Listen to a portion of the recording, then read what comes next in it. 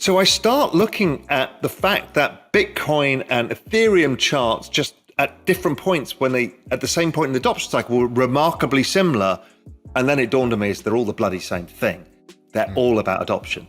So if you look at it and if you're honest with yourself, Ethereum, if you think about Metcalfe's law, it's about the number of users and then the kind of connections between the users and the applications built to create those connections.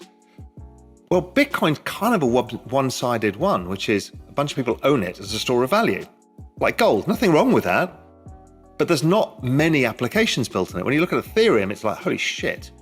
I mean, this is like the internet.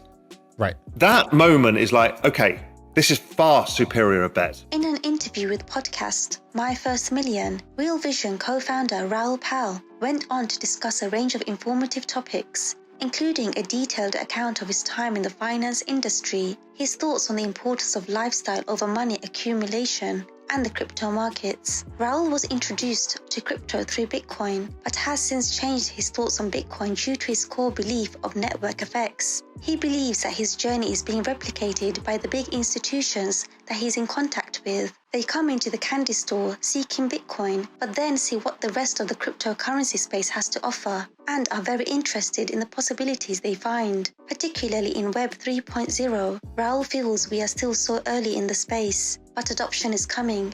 Have a listen to what he has to say. Well, my views on Bitcoin changed significantly. I don't think, no less of it as an asset, but I thought about it in network terms and the community, and I thought the community is not attracting new people. And the job of a network is to attract new participants. And if the network was actively rejecting people, I thought it was going to underperform, which was surprising to me because I was very bullish on Bitcoin first because I thought, look, it's going to have a larger place. And what's happened is almost immediately, and it made me change my mind, is the institutions started going, well, I actually don't like this space. And they started buying ETH. Well, ETH feels like it's a technology play. Yes, it's amusing because everyone's saying GM to each other and all of this stuff, but it's not at war. While Bitcoin was at war with every other network, because that's what networks do. Religions go to war with each other for the same reason, right? They're exactly the same principles.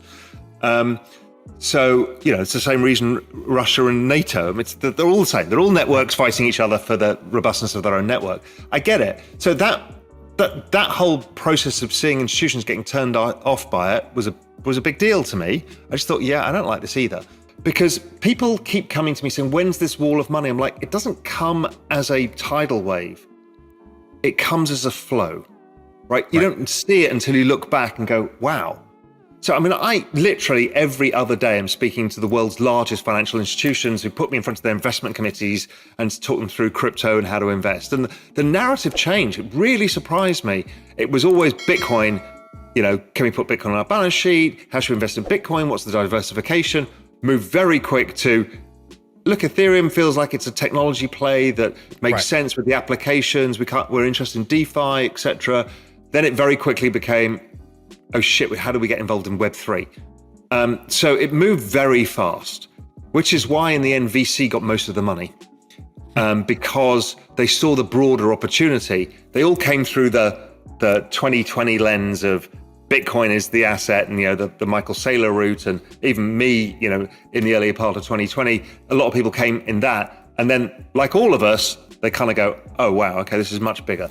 So, I've started a fund of hedge funds, which is invest in crypto hedge funds to allow institutions another way into the market, because they don't really want to buy just ETH or Bitcoin. They want exposure to this $2 trillion asset class is going to go to 200 trillion over the next 10, 12, 15 years, whatever the number is.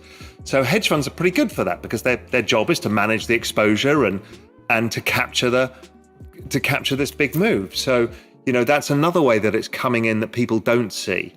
It's not all about the Bitcoin ETF. I don't think that's going to move the needle as much. It'll be positive, only in a positive market. And I'm seeing institutions using this weakness and not being frightened by it. So they're like, look, this is a fantastic opportunity. I need to use this. I get it. It's a volatile space. They understand. The people who are trying to put capital to work understand. But once the price starts going up again, then you'll see the stampede.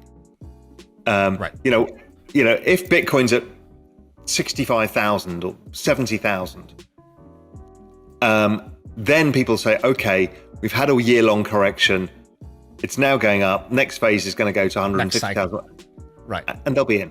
And they'll be in, and there'll be a mad panic because they've all been doing the work over the last year and a half.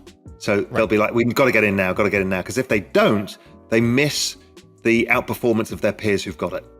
If you want to listen to the full interview, click on the link provided in the description. We would love to hear your thoughts. Comment down below.